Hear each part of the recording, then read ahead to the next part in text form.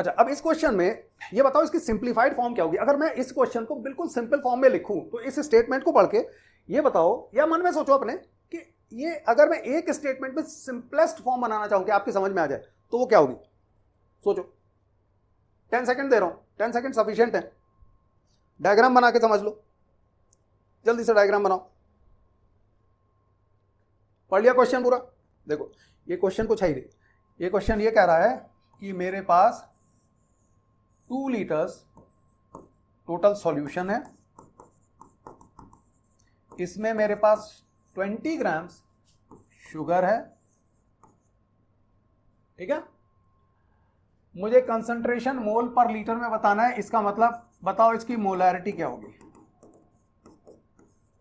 तो क्वेश्चन क्या है, 20 ग्राम sugar is dissolved in water to make the solution 2 liter, means we have 2 liter solution which has 20 gram sugar, calculate the molarity.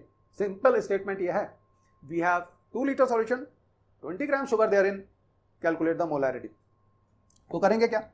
देखो ये 2 litre तो हमें पता है, मोलैरिटी का फॉर्मूला क्या होता है, number of moles of solute, इसके solute divided by total volume of the solution in litres. तो सॉल्यूशन तो हमें 2 लीटर पहले ही दे रखा है, इससे मोल निकाल लो। आपको पता है अगर मैथ्स गिवन हो तो मोल कैसे निकालते हैं, मोल और मैथ्स से डिवाइड कर देते हैं। अब यहाँ पर एक चीज और ध्यान रखना, कैलकुलेट भले ही करना, वहां दिखाना कि हम कैलकुलेशन कर रहे हैं शुगर की, लेकिन याद होना चाहिए ये जितने बड़े बड़े मॉलिक्यूल हैं और पॉपुलर मॉलिक्यूल हैं, कॉमन मॉलिक्यूल हैं, उनका मोलर मास तो याद होना चाहिए। कैलकुलेट करोगे तो बहुत टाइम वेस्ट होगा एग्जाम में। 342 होता है शुगर का, ग्लूकोज का 180 होता है, कैल्शियम कार्बोनेट का 100 होता है, H2SO4 का 98 होता है, एसिटिक एसिड और यूरिया दोनों का 60 होता है।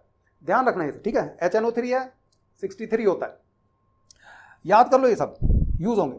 तो सिंपलेस्ट फॉर्म इसकी अगर ऐसी है क्वेश्चन की कि 2 लीटर सॉल्यूशन है, 20 ग्राम उसमें शुगर है, बताओ मोलैरिटी क्या है। तो उसके लिए हमें नंबर ऑफ मोल्स चाहिए होंगे, नंबर ऑफ मोल्स निकालने के लिए मुझे इसका मोलर मास चाहिए होगा। मोलर मास अगर निकालोगे तो ऑब्वियसली कार्बन 12 है, C12, तो 12 कार्बन का एटॉमिक मास 12 इंटू 12 करोगे, 22 इंटू 1 करोगे, 11 इंटू 16 करोगे, सम करके निकालोगे 342 ही आएगा, चेक कर लेना, ठीक है।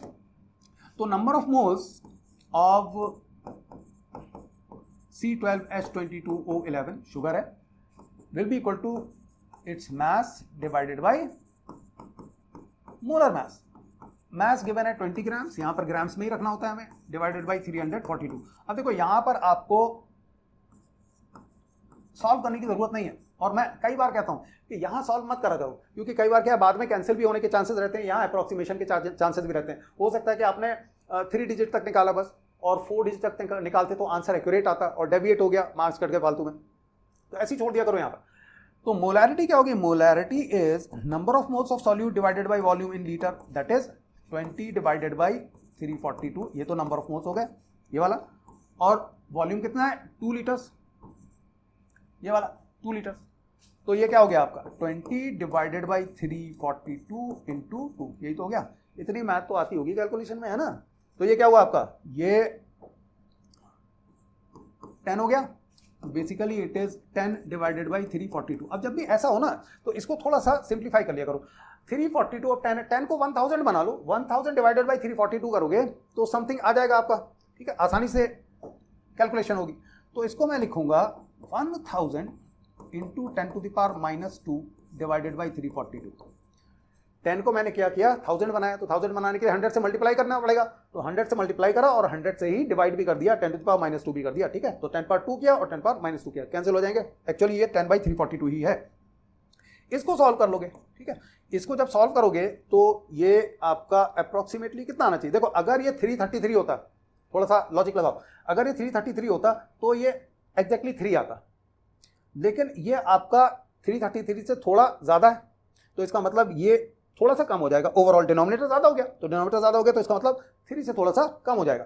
तो मैं इसको लिख दूंगा 2.95 something into 10 to the power -2। तो एक्चुअल में आंसर कितना हुआ 0.029 या जितना, ये 5 की जगह कुछ और भी हो सकता है, ठीक है। मैंने अभी अप्रोक्सीमेशन करके लिखा है, एक्चुअल आंसर आपको क्या मिलेगा 0.029 लिखा है, चलो 0.029 है ना।